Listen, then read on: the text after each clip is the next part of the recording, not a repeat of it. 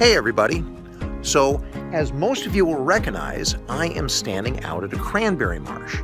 Now, the reason most of you recognize that is because there's so many of them around here. Wisconsin is the world's leading producer of cranberries, and Wood County is the leading county producing cranberries in Wisconsin.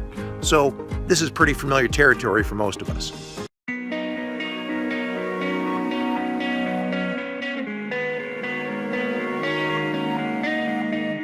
Cranberries have been around in Wisconsin for a long, long time. Native varieties for centuries, but they weren't commercially cultivated until the 1870s. Wisconsin is by far the biggest cranberry growing region in the world, growing over 50% of the world's cranberries. Contrary to what most people believe, cranberries do not grow in water. They grow in sand, and it's dry and it's firm and you can walk on it. And it'll take 2 or 3 years before they actually produce a decent crop. But once they start producing cranberries, they'll continue on producing for 20, 30, 40, 50 years. So you don't have to replant them every year. They just keep coming back as long as you take care of them. Since the cranberry is a perennial fruit, the bud for the next year's crop is actually on the vines. So if we damage our vines for this year, we also damage our crop for next year. Cranberry harvest starts in the fall, usually in September. The leaves are starting to change colors. The nights are becoming cooler and crisper. So that's the time when the berries turn red. The colors brought on by the cool nights, they turn red pretty rapidly. During harvest time, the cranberry beds are partially flooded, and at that time we drive a harrow through our cranberries. And a harrow removes the cranberries from the vine with teeth or finger-like combs. We then add enough water to the cranberry beds to cover the cranberry vines, and a cranberry will float to the top. The cranberry actually has 4 air pockets in it, which makes it float.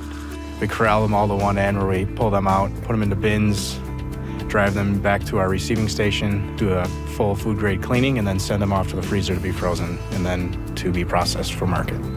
So being a fresh grower, our harvest is different. We start harvest in early September, mid-September, and then we're packing them till Christmas. And we use completely different harvest type machines. They're very small and they're very slow. When you're a fresh grower, you want the berries to end up in a boat, and then you take them up and you dry them because you want to get that water dried off for keeping quality. Once harvest is over, the work is definitely not done. When we get into winter time, we still need to protect next year's bud. So when it gets really cold, we flood the whole marsh and we try to make ice. If we can make 10, 12, 14 inches of ice, and then we pull the water back off, and then the ice acts as a blanket, and it helps protect that vine. Then we'll also put a nice fresh layer of sand on top of that ice. The sand filters into the vines in the springtime once the ice melts. This rejuvenates the plantings and encourages new growth in the vines. In Wisconsin, mid-April, late April, and May, it's cold at night. So we're right into frost protection mode. There's a lot of nights up pumping water onto the cranberry vines, trying to keep them from freezing. And we'll start applying some fertilizer once the ground warms up. So we want to get those cranberries growing. Cranberries blossom from mid-June to early July, and the blossom of the cranberry is actually a very small pink flower.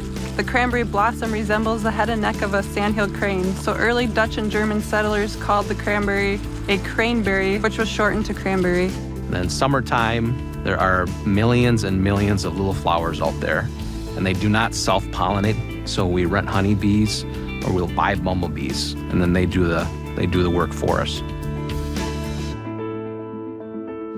Cranberry growers have always been really good stewards of the environment. Sustainability is important to us because it is our family's way of life. We live here, work here, and raise our families here. Our long-term commitment to the land will hopefully set the stage for generations to come. It's really cool being a Wisconsin cranberry grower. We have high yields, wonderful lifestyles, and great people to work with. I am proud to be a Wisconsin cranberry grower. It's a great state. I'm proud to be a Wisconsin cranberry grower.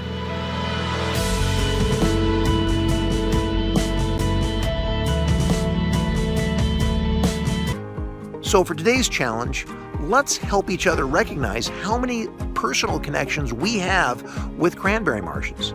Share with people in your advisory or your homeroom who you know that works on a marsh. It might be a family member. It might be a friend. Whoever it is, we have deep ties with the cranberry industry right here at our school, and let's get an idea of what those are. All right, you take care.